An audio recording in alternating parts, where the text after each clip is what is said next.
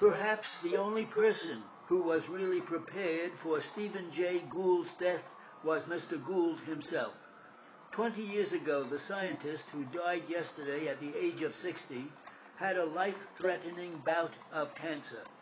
Many readers still remember the way he wrote about that episode, not only for its personal candor, but also for the fact that he found comfort in a statistical analysis of his chances of survival.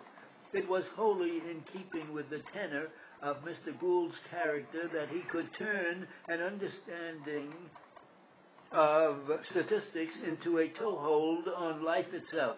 It was also in keeping that he chose to write about it for a popular audience.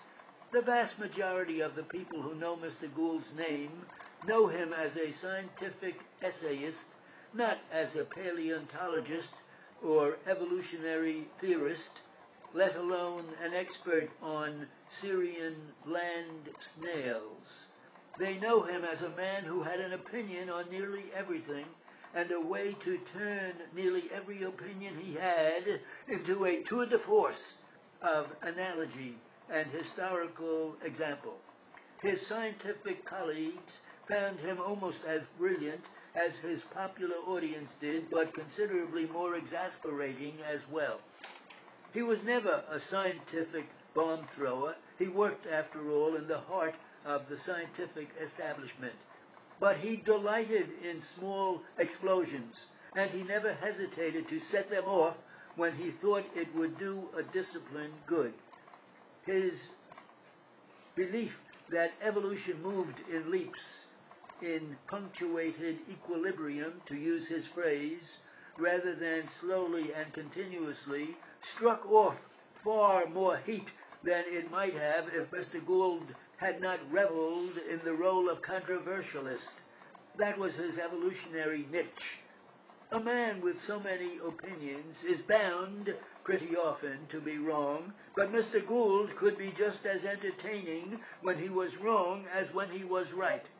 That was another reason he exasperated his colleagues, that and the fact that he came to stand for science itself in the minds of many lay readers.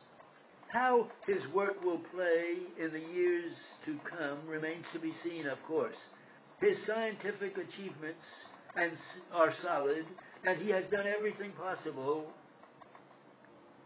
to throw light on the subjects that matter to him.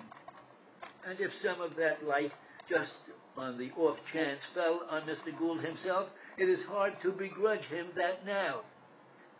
The New Jersey Nets basketball team started this season playing in a half-empty arena in the Meadowlands before fans who expected so little that they seemed hesitant to even cheer.